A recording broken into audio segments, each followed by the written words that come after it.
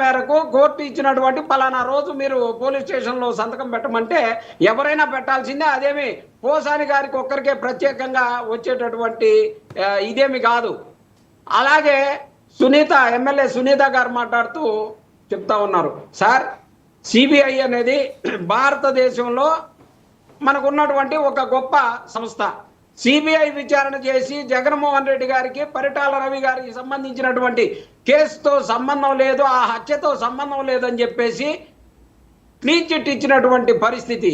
అయినప్పటికీ కూడా అక్కడ వాళ్ళు డైవర్ట్ పాలిటిక్స్ చేయటం కోసం, అక్కడ రవి గారి యొక్క విధానాన్ని మరోసారి ఈ ప్రభుత్వం మరోసారి చూపించడం కోసం, అక్కడ ఉన్న ప్రజలందరినీ కూడా రెచ్చగొట్టడం కోసం జగన్మోహన్ రెడ్డి గారు ఇలా సిబిఐ కేసులో జగన్మోహన్ రెడ్డి గారు క్లీన్ చిట్ వచ్చింది కానీ అది వాస్తవం కాదు అని చెప్పేసి మాట్లాడుతూ ఉన్నారు. ఇక్కడ కాకపోతే ప్రపంచంలో ఇంకేమైనా మెరుగైన సంస్థ ఉంటే తీసుకొచ్చి విచారణ చేసుకోండి సార్.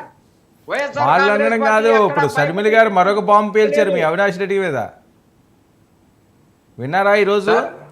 వైఎస్ వివేక హత్య కేసుపై షర్మిల గారు కీలక వ్యాఖ్యలు. వినండి మీకు బ్రేకింగ్ పాయింట్స్ చెప్తాను.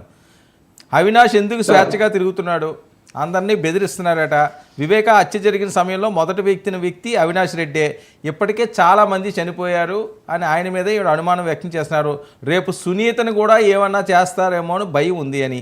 ఇన్వెస్టిగేషన్ ఆఫీసర్ను అవినాష్ తన ఇంటికి పిలిపించుకున్నారు. ఏపీ ప్రభుత్వం కూడా ఒక రిపోర్టు కోర్టుకు ఇచ్చింది. ఆ ఇన్వెస్టిగేషన్ ఆఫీసర్తో బలవంతంగా సంతకం చేయించారనే విషయం నాకు తెలిసింది అని చెప్పి సాక్షాత్తు వైఎస్ రాజశేఖర రెడ్డి గారి స్వర్గీయ గారాలపట్టి జగన్మోహన్ రెడ్డి గారి సోదరి విజయమ్మ గారి కూతురు షర్మిల గారు, ఆంధ్రప్రదేశ్ కాంగ్రెస్ నేత. ఏంటి పరిస్థితి సార్? ఇన్ని రోజులు అవినాష్ రెడ్డి గారు తప్పు చేస్తుంటే అప్పుడు వివేకానంద రెడ్డి గారు చనిపోయినప్పుడు కాదు ఇప్పుడు అన్నల్లో ఆంతర్యం ఏంటి? ఒక పక్క పరిటాల సునీత, మరో పక్క షర్మిల గారు.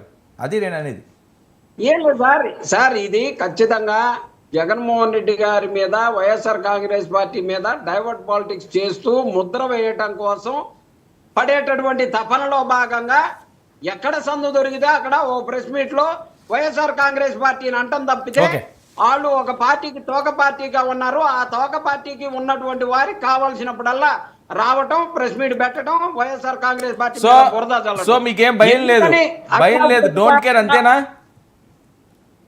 Yes, 100 sir. YSR Congress party ఏ తప్పు చేయలేదు. ఓకే, అయిపోయింది. Time is over. వినండి, ఇప్పుడు ఇందాక చిన్నపరెడ్డి గారు జబర్దస్త్ టీం గురించి మాట్లాడారు. వాస్తవం అంటే ఒక నిజాన్ని ఒప్పుకున్నారు. ఏమని? వైఎస్ఆర్ కాంగ్రెస్ పార్టీని ఓడించాలంటే పవన్ కళ్యాణ్ గారి పవర్ స్టార్ అవసరం లేదు, చంద్రబాబు గారు అవసరం లేదు, జబర్దస్త్ టీమే చాలా ఎక్కువ అని సాక్షాత్తు 99 టీవీ సాక్షిగా ఒప్పుకున్నారు. థ్యాంక్ యూ వెరీ మచ్ అండి. మీ స్థాయి మీరు చెప్పినందుకు ప్రత్యేకమైన ధన్యవాదాలు. ఇక పరిటాల రవి వైఎస్ వివేక కేసుకి రెండింటికి ఎందుకు కంపారిజన్ వచ్చింది ఈ టైంలో అంటే, పరిటాల రవి గారి కేసులో కూడా సాక్షులు అందరూ కూడా 1 by 1 సబ్ జైల్లో ఉండేవాళ్ళు కూడా చనిపోయారండి. సబ్ జైల్లో ఉండే వ్యక్తిని పక్కన అతను చంపేస్తాడు. అంటే ఉన్న వాళ్ళందరూ కూడా హత్య గావించబడ్డారు.